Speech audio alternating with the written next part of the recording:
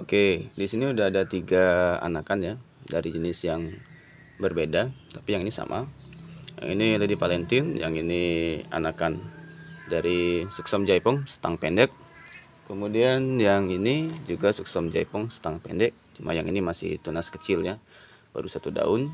Yang ini udah mau remaja sedikit. Ini juga masih kecil.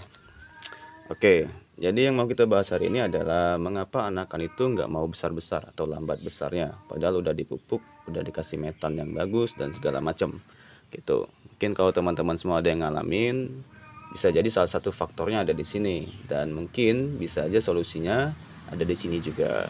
Oke teman-teman, langsung aja kita. Yang pertama adalah yang membuat aglonema itu lambat besarnya dari pupuknya. Pupuk ini nggak asal pupuk ya. Jadi kita tuh kalau mau memupuk anakan aglonema itu harus kenali dulu pupuk apa yang mau kita pakai. Karena setiap pupuk daun itu sebenarnya mengandung unsur yang sama. Dia mengandung unsur N, unsur P dan K. Namun setiap unsur itu ada ada keunggulannya masing-masing gitu. Pupuk N ini, unsur N ini gunanya untuk ini, unsur P ini gunanya untuk ini, dan unsur K itu gunanya untuk ini, kayak gitu ya. Nah kita lihat, karena setiap pupuk daun tuh biasanya berbeda jumlah kandungannya kayak gitu. N-nya kadang lebih besar. Kalau kayak NPK Mutiara 16 16 16 itu unsur N, P dan K-nya sama banyak gitu ya.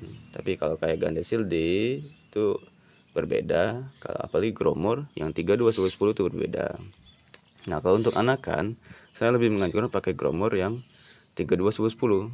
Mengapa? Karena nilai N-nya itu lebih besar, 32 kayak gitu. Mengapa begitu? Karena N tadi atau nitrogen itu bagus untuk pertumbuhan tanaman atau tumbuhan kayak gitu ya. Makanya saya mengajukan menggunakan Gromor 32 10 10. Itu yang pertama, pemilihan pupuknya. Yang kedua, cara pemupukannya. Nah, pemupukan anakan ini itu nggak sama kayak pemupukan yang udah remaja atau yang udah indukan. Dosisnya harus kita kurangi sedikit.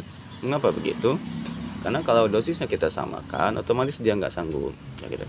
Sama kayak kita kasih obat untuk anak kecil dengan untuk yang udah dewasa, pasti kan beda. Meskipun obat yang sama, namun dosisnya pasti berbeda kayak gitu. Yang untuk anak-anak pasti dia lebih sedikit. Kayak gitu kan. Jadi jangan samakan dosis anakan aglonema dengan dosis yang udah indukan ataupun udah remaja. Itu yang kedua. Yang ketiga, nah ini yang sering saya temui di kolom komentar, yang banyak bilang kalau bang saya udah pakai pupuk A, pupuk B, pupuk C, kemudian kadang saya campur juga biar lebih cepat katanya. Sebenarnya itu malah kebalik. Kalau kita menggunakan pupuk yang nggak konsisten, hari ini kita pakai pupuk A, minggu depan pakai pupuk B, itu malah membuat aglonema bingung. Dia sebenarnya harus adaptasi terus dengan pupuk yang baru kayak gitu. Sama kayak kita lagi kayak gini loh, kita hari ini minum obat yang Paramek kayak gitu ya, besok pusing lagi minum obatnya Bodrek, besok pusing lagi kita minum obatnya yang merek yang lain kayak gitu, malah kita tambah sakit adanya kan, nggak sembuh kayak gitu. Jadi kalau mau pakai pupuk juga harus konsisten. Kalau pupuk A ya pupuk A terus, kecuali setelah kita pupuk besoknya dia layu atau besoknya dia mati, maka harus ganti kayak gitu. Tapi kalau nggak ada tanda-tanda kayak gitu, maka nggak perlu diganti.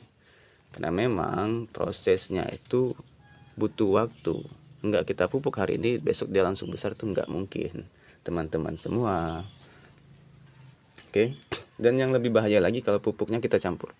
Misal pupuk Gandesil D kita campur dengan pupuk Gromor atau pupuk Dekastar biar lebih cepat. Sebenarnya enggak, itu malah bikin dia stres dan mati kayak gitu. Jadi jangan pernah mencampur pupuk daun yang berbeda merek untuk digunakan dalam waktu bersamaan, itu malah berbahaya teman-teman ya. Jadi jangan pernah mencampur pupuk daun dengan merek yang berbeda, cukup gunakan satu merek pupuk daun saja. Oke, itu dari pupuknya. Kemudian dari perawatannya, anakan ini dia memang butuh tempat yang teduh gitu, yang teduh, yang nggak banyak sinar matahari secara langsung. Namun setiap pagi tetap harus kita jemur. Mengapa?